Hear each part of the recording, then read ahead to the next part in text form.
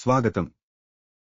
Accountability, responsible AI applications గురించి వివరంగా తెలుసుకుందాం.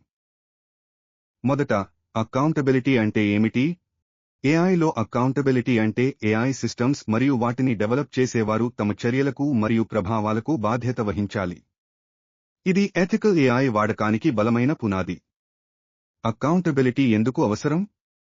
ట్రాన్స్పరెన్సీ పెరుగుతుంది.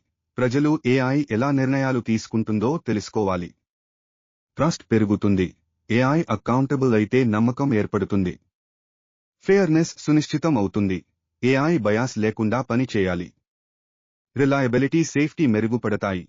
ఏఐ సరైన విధంగా, సురక్షితంగా పనిచేయాలి. ఇంకా, అకౌంటబిలిటీ ద్వారా ఏఐ నిరంతరం మెరుగుపడుతూ, విశ్వసనీయమైన విధంగా అభివృద్ధి అవుతుంది. ఎలా అకౌంటబుల్ ఏఐ సిస్టమ్స్ ఏర్పరచాలి? ట్రస్ట్, ట్రాన్స్పరెన్సీ, ఫెయిర్నెస్ మీద కట్టుబడి ఉండాలి. ఏఐ వినియోగానికి బాధ్యత తీసుకోవాలి. ఏఐ సేఫ్, రిలయబుల్గా ఉండేలా జాగ్రత్త పడాలి. అకౌంటబిలిటీ మీ చర్యలతో మొదలవుతుంది. ఇప్పుడు రెస్పాన్సిబుల్ ఏఐ అప్లికేషన్స్ గురించి తెలుసుకుందాం. ట్రైనర్స్ కొరకు, రెస్పాన్సిబుల్ ఏఐ అంటే జనరేటివ్ ఏఐ వాడేటప్పుడు లీగల్ మరియు ఎథికల్ ఛాలెంజెస్ ను అధిగమించడం. ఏఐ తప్పకుండా జాగ్రత్తగా, బాధ్యతాయుతంగా ఉపయోగించాలి.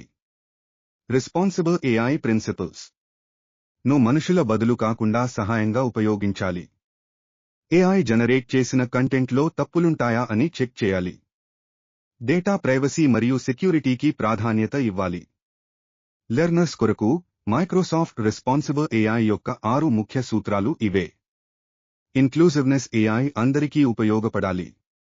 రిలయబిలిటీ అండ్ సేఫ్టీ, ఏఐ కరెక్ట్గా, సేఫ్గా పనిచేయాలి. ఫెయిర్నెస్, ఏఐ అందరితో సమానంగా ప్రవర్తించాలి. ట్రాన్స్పరెన్సీ, ఏఐ నిర్ణయాలు క్లియర్గా తెలియాలి. ప్రైవసీ, ఏఐ యూజర్ డేటాను కాపాడాలి. అకౌంటబిలిటీ, ఏఐ వినియోగానికి మనమే బాధ్యత వహించాలి.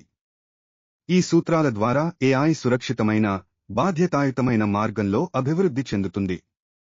మనం ఈ బాధ్యతను తీసుకుని ఏఐను నైతికంగా ఉపయోగించాలి. ఇప్పుడే మొదలెట్టండి. కలిసి ఉత్తమ భవిష్యత్తును ఏఐతో తీర్చిదిద్దుదాం.